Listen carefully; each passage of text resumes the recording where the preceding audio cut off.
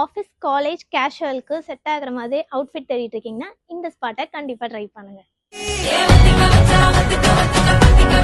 சம்மருக்கு cotton collection நிறைய வச்சிருக்காங்க.